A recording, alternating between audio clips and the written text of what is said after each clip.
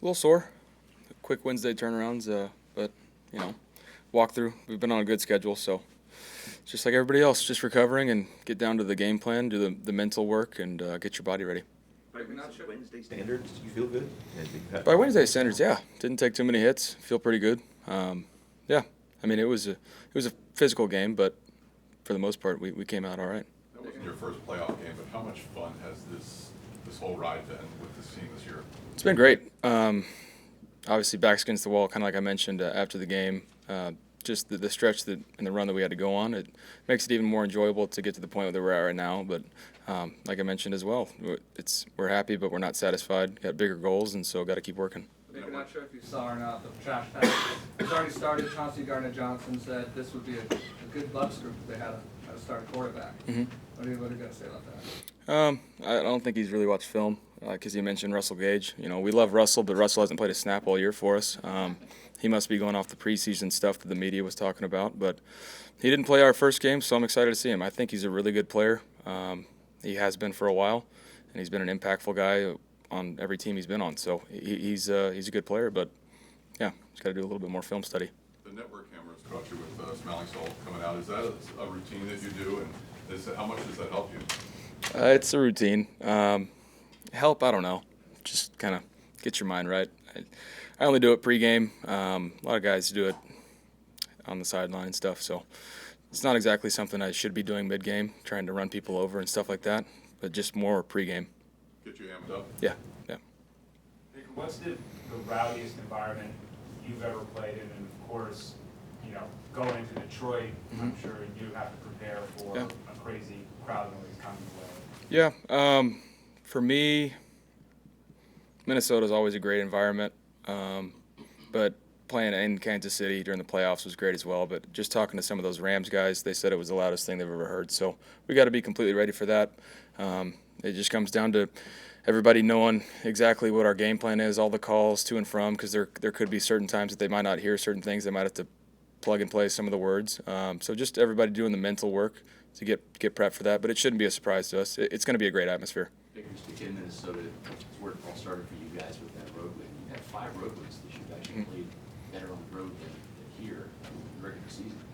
Why have you guys found so much success, whether it was early in the season with that game or up at Green Bay? Yeah, I think road games kind of fit the mold and our identity of this team.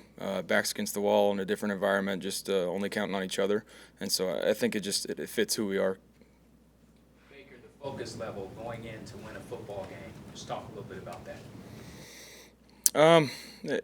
Specifically for playoffs, it's heightened awareness. Obviously, it's always great atmospheres when it comes down to it for the playoffs because of what's on the line, what's at stake. But it just comes down to the details, the little things, executing correctly. I mentioned it prior to last week was, teams in the playoffs don't beat themselves. The team that makes the least amount of mistakes is usually the one that wins. So taking care of the ball, eliminating negative plays. So just knowing your job front and back, knowing whatever plays and schemes we have in the game plan and knowing exactly what looks we're going to be expecting and go execute. Good touchdown to Chris at the end of the game. Kind of like just backyard football, right? You saw the blitz. You were mic'd up. You said, "You ready, Chris?" It's kind of like the audible. Yeah. And then just kind of take us through that play. And yeah, we had one play called and said, all right, when we come out of this timeout, expect some pressure. And they gave us that look, so check the protection. And Chris did a great job. It's one-on-one ball for the 3 guys that were running routes, and he did a good job just looking up and finding it. So not exactly a perfect throw by any means, but a great play by him. There's a pressure position to begin with, week 1 through whatever, right? But when you get to postseason, you're 2-1 in the playoffs. You've had a lot of fourth quarter drives and things like that. What is it? It seems like the more chaotic things get, sort of the better you play even at times. So what is it about you that you just kind of have this clutch gene? Or I wouldn't necessarily say that. For me, when you talk about fourth quarter drives and some sort of hurry up offense late in the game, you go back to the fundamentals. You go back to whatever your foundation of your offense is, and also looking at the defense, they can't get some of their crazy calls in, so they're going to go to their base calls as well. And so it's just doing the little things right, and that's some of the stuff that Dave's done such a great job from day one of installing what we're going to be doing in up-tempo 2-minute offenses. And so everybody's on the same page when it comes down to that. We've had a lot of reps of those plays. Teams have obviously tried to take Mike out of the game, and and Chris at times. But the fact that you guys beat Philadelphia with Trey, David Moore, and Otten, how much do you think that's going to open up things throughout the playoffs? It should. I think teams just have to respect. Obviously, Demo's can roll, but just when he gets the ball in his hand, special things happen. And then Trey's speed is just elite. And so people just have to respect it. And obviously, Cade's had an unbelievable year for us. Been so reliant over the middle and some of these catches that he's had. So it makes our job easier to where teams can't just do one thing and take everybody away. And for me, just going through my reads and finding the one-on-ones, finding the open guys, and just trusting that our system and the way that we're calling things are going to move people around, move Mike and Chris around so they can't get double-teamed every play. You mentioned talking to some of your former Rams teammates. How much were you able to glean from them, having just played them? Yeah, talking to them about, what exactly their game plan of attack was, but mostly environment stuff of what kind of atmosphere it was, and they said it was an unbelievable one. So we're expecting the same thing. Obviously, the next round it's only going to be even more exciting, and we got to be prepared.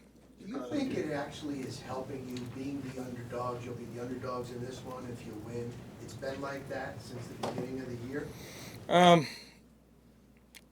Not necessarily. I think that's just the title. I think our mindset as a team is an underdog mindset. So it wouldn't really matter what people are saying on the outside. It's more of just the mentality that we have and that we carry.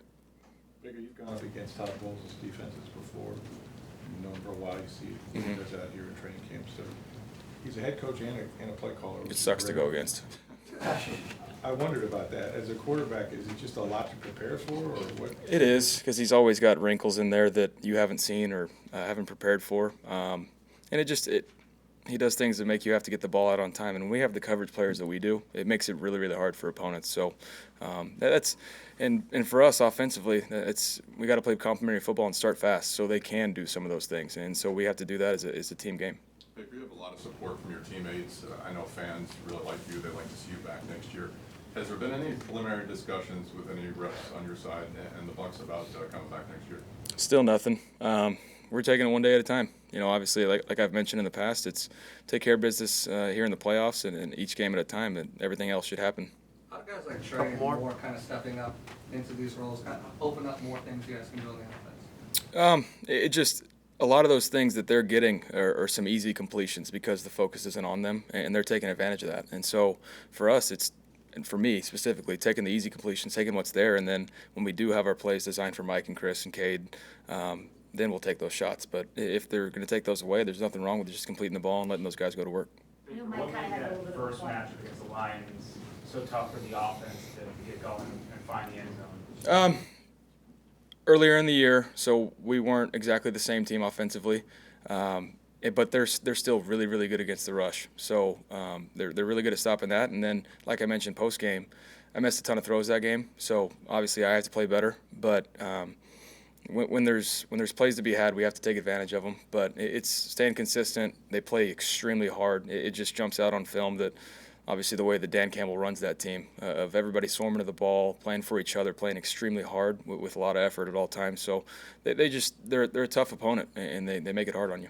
I know that Mike didn't have a huge game, and there were a couple misconnections there against the Eagles. Just what stands out to you when you go back and look at some of those misconnections, and can you also as well speak on the fact that he's been this guy that you have been able to depend on so much up until this point? Still really close on a couple of those. Obviously, we would both like to have him back. But we're going to take our shots with him one-on-one. That's the kind of guy he is. When he's one-on-one, we're looking for him.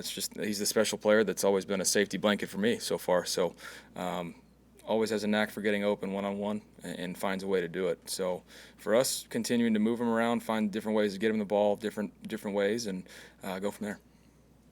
Thank you. Thanks, guys.